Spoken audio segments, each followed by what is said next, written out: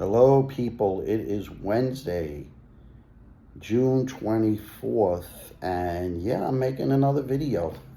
For the two or three people that are out there that might hear this, thank you. Thank you for tuning in. Let me start with that. I don't have 100,000 subscribers. I don't have 100,000 views, okay, like some influencers do. That was never my goal. When I first started this channel back in, I think it was around 2016 or 17, I never asked for hit the bell. I never asked for subscribe. I never said click the like. Some of you like it, some of you don't. I appreciate the ones that hang around. Let's get into it. The title of this video is it's time to call BS. And as you know, I love The Big Short. I go back to that movie time and time again. And it's from that movie where one of the Big Shorts, Mark Baum, you may or may not know, right? I don't know if you've seen the movie. He has a meeting with the guy from Deutsche Bank, and Deutsche Bank has the Jenga blocks, and he explains that the housing market is basically just built on a house of cards, and he throws the blocks all over, and they look at him like, what is that? And he says, that's America's housing market, and they're all just stunned in disbelief. And then after the meeting, he says, let's find out. Let's find out if this is true, right? How exposed are the banks? So two of the guys go to Florida, right? And they go to this housing development. I mean, there must be 200 homes there. And if there's 3 people living there, you know, it's a lot.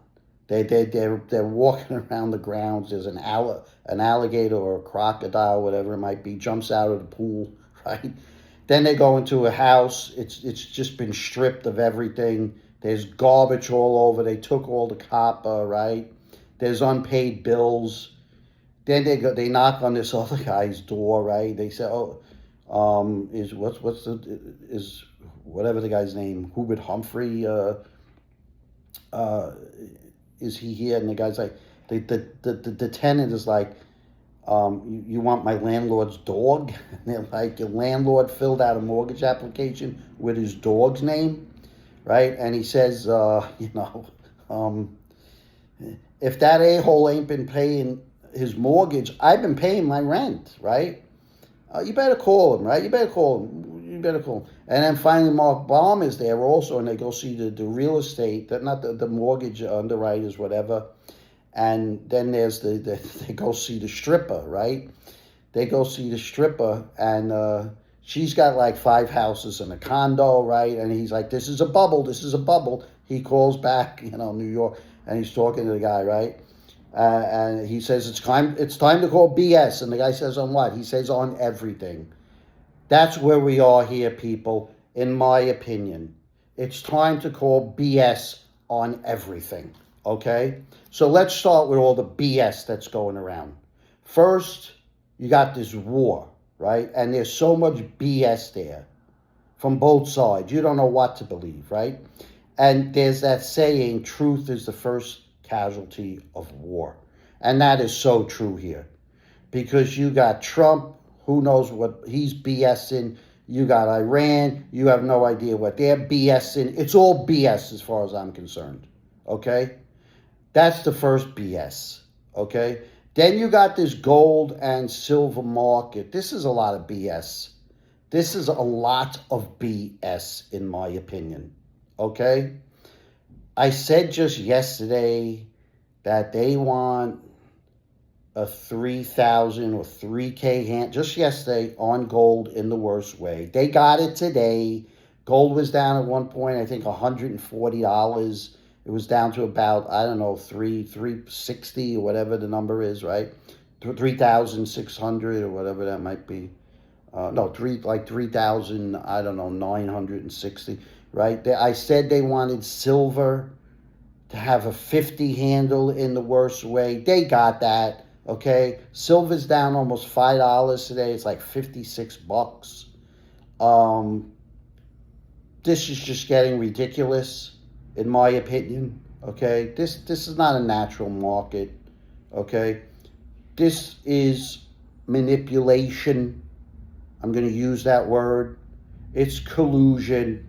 Okay, there's chicanery going around here. Is this the final capitulation? I don't know. I don't know where the bottom is. I don't know when we're going to get there. The only thing I can say is we're closer today than we were yesterday. Okay? And tomorrow I might say we're closer today than we were yesterday, which is today. So that's all I could say. I think that's all anybody could say at this point. It's a complete meltdown. A complete meltdown. That's all BS. Let's go back to what was supposed to be the reason for this sell-off, right? First, there was the high price of oil, right, which was going to cause inflation, right? Oil was 80, 90, 100. It was even over. It was higher than 100 at one point, right, with this war premium. Well, oil's under 70 now. It came all the way back down, right? Yet gold is still going down, right? Oil's come all the way back down. All the war premium has been sucked out of it. And I think that's the one thing Trump said that was true. He said oil's going to collapse when the war's over. Well, you know what? Maybe he got that one right, because it has, okay? Then you have AI and SpaceX, right? Everybody was selling gold also. SpaceX, well, SpaceX was over $200 a share at one point. It's down to about 150 something. I don't know. There's been no great shakes there after the IPO, really. So I don't think that's the cause. Then you got Wash, the hawk, who has done absolutely nothing so far except talk. So if just talking is enough, okay, to knock gold down, we're talking what now? 2,500 points, 1,500 points, and silver down $70, whatever. All he has to do is talk, and that's going to do it? So this is all BS. Oil back under 70. SpaceX, no great shakes. Wash just talking a good talk. It's all BS. I don't contribute this to what we're seeing in gold and silver at all. All right, not at all. You even have Bitcoin. Bitcoin's breaking down. Bitcoin is under 60,000. It's down 4%. I find it very curious, too. There's never really been a correlation between gold, silver, right, and Bitcoin. But yet there seems to be now. I find it very interesting. Not sure what to make of it, to be honest. The fact that they're both going down. Bonds are steady. Bonds are not doing anything. Stocks are holding up. Right? So everything seems to be quiet except this gold and silver. Right? And now Bitcoin also. So I don't know. It's just more BS. It's more BS. Then you got these YouTubers that are still out there, right? And the big thing they all keep saying now, they're not worried, okay? And the fundamentals have not changed. Let's talk about that. They're not worried. If you're not worried, either A, you don't really own gold and silver. B, you own a few coins you're rubbing together, right? You don't have a huge position in gold or silver if you're not worried about this, okay? One guy said the other day, the same guy, well, you got to hold on to your gold and silver for dear life. He's not worried about the spot price. Let me tell you something. Again, either you got a couple of coins you're rubbing together or you don't have anything at all. You just get your subscribers and your likes, okay, if you're not worried about the spot price. Now, if you're not selling gold and silver today, okay, you don't have to think about the spot price, right?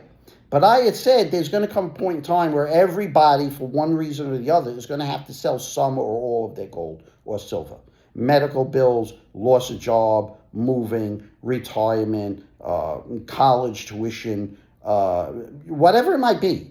Okay, then you're going to worry about the spot price, because that's the price that you're going to get. I mean, do these people live in some alter reality where they think there's two prices? If you walk to your local coin shop today, right, and you got to sell some of your gold or silver, they are going to give you the spot price, actually less than the spot price.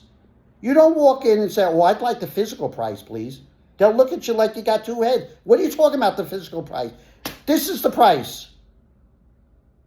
Silver's $56 today. We'll give you $54 for it.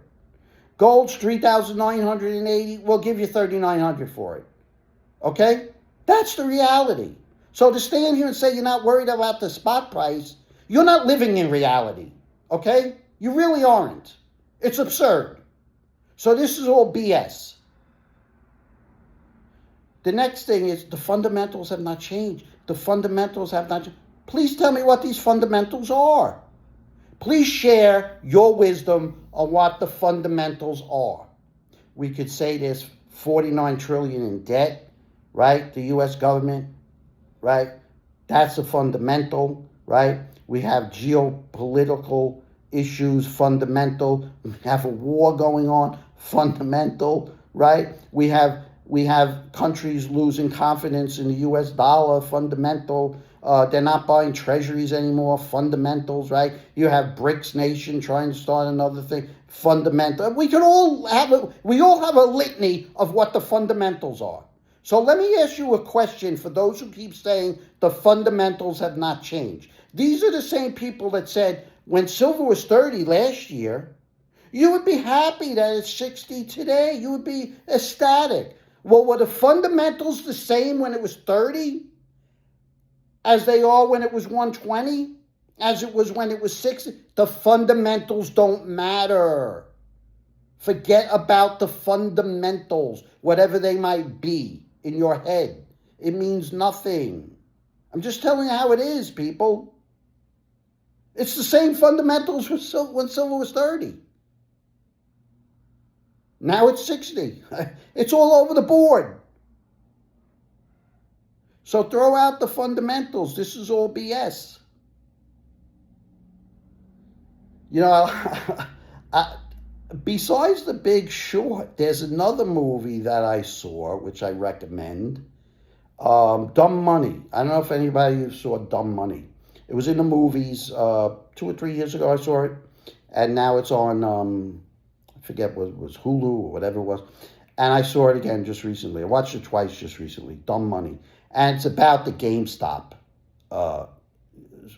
story where the guy, he likes GameStop, right? The big hedge funds are shorting it.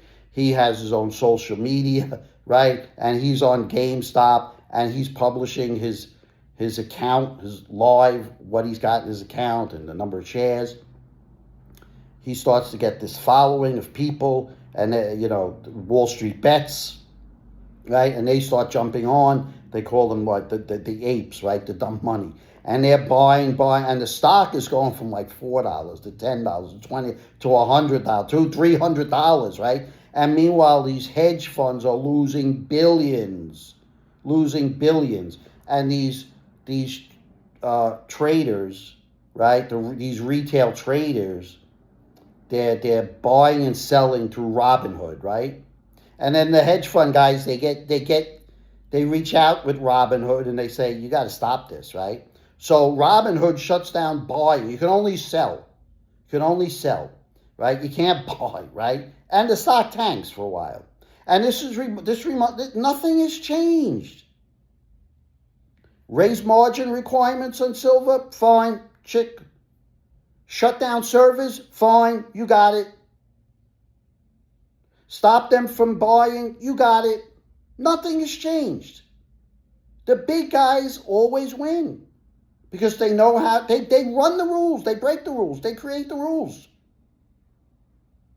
So they shut down buying, right? Then they blocked this guy, what was his name? Roaring Kitty, whatever his name was. You couldn't even reach out to him to know what he was doing. And everybody's like, is he holding? Is he holding? Is he holding? Right? When he finally comes back online, you find out that he held. He held through it all. The stock goes back up, right? He had at one point, I think, 40 million. He closed out his position. He made like 34 million, right? Now in the movie they focus on three other small investors, right? There were these two girls, they were going to college, they had student loans, they were in debt for, I don't know, 80,000. They sold their GameStop. They made a profit, I don't know, 100,000, 150,000. Then you had this other guy, he worked in a GameStop store, and he sold, and he made 100 or 200,000, something like that. You had this other woman, she had in her account over $500,000, and she held and held and held. And the movie ended saying she's still holding. It's a shame. And they were saying you got to have diamond hands, diamond hands. That means hold. Everybody's holding. Well, no, not everybody's holding. You're left holding the bag, unfortunately. Okay? So she held. She could have sold and got half $500,000, paid off her mortgage. Instead, she held. I don't know what GameStop is today. Okay? It's not, whatever it is, it's not coming back like that. Okay? So she held through it all. It's a shame. And a lot of people have held through this meltdown. They just have. All right? They didn't see it coming. If you're still holding on, well, all I can say is we're closer to the bottom today than we were yesterday. There's nothing else I could say. All right? But to not be worried about the spot price, that's BS. To keep saying the fundamentals haven't changed, that's BS. Okay? So, yeah, that's it, people. We'll see. I don't know. I don't know. I don't know what else to say at this point. That's it. See what happens. I don't know where you are. I don't know if you got rid of it. I don't know if you sold at the high. If you did, congratulations to you. If you're just going to ride it out, you got to have a cast iron stomach. You got to have nerves of steel and a cast iron stomach for this. And that's what they want. That's what these banksters want. Okay? Because gold and silver, they're supposed to be sound money, right? Sound money. They've been here throughout all of history, right? Does this look sound to you? It doesn't to me. This is all chicanery. This is all manipulation. This is all collusion. Markets don't move like this, okay? They don't.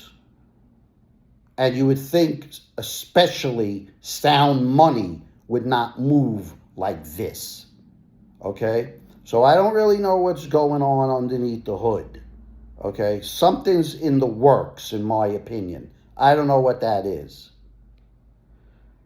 Anyway, that's it for now. It's a beautiful day. Get out if you can. Take a walk. I say this every video. Clear your head. Move. You're going to need it. You're going to need it. And that's it, people. Ciao.